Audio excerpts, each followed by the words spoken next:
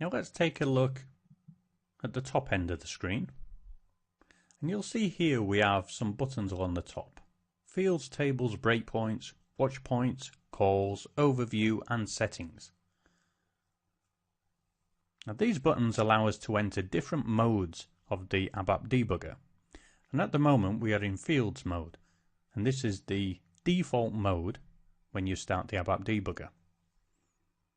To change the different modes, just click on the button. So for example, tables, breakpoints, watch points, and so on. So we'll stay with fields and just start to explain the buttons that you see just above those mode buttons. The first one we have is single step, and that's a shortcut key of F5.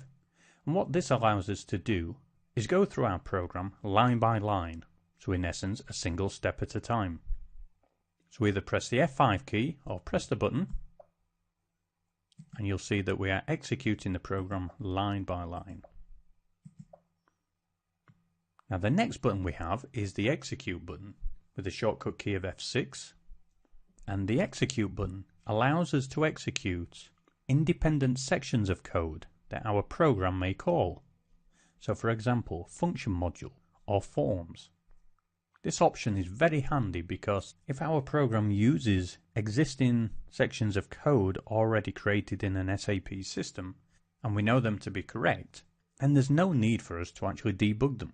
We would just want to execute them and then carry on debugging our program to find out what the specific issue is in our code. And moving on, we have the return function. That's with a shortcut key of F7. Now the return function is somewhat of a life-saving function if you forget to use the F6 execute function.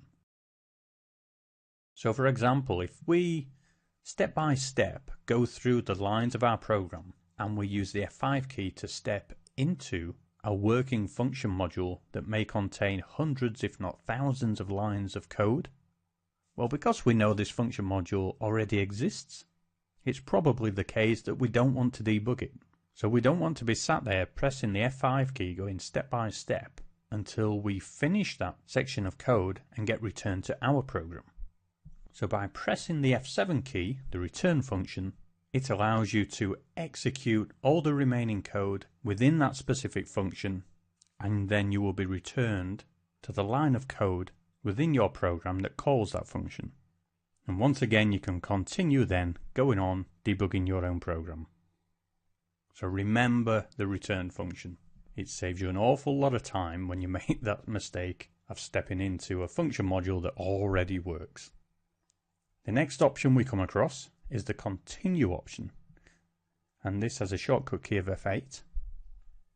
Now the continue option allows you to basically continue your program without going step by step, line by line.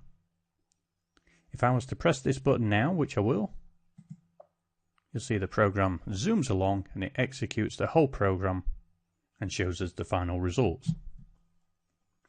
So let me step back and get into the debugger again. Now it has one other function, which is, as well as zooming through the whole program, you can also get it to just zoom to the line of code where you place your cursor.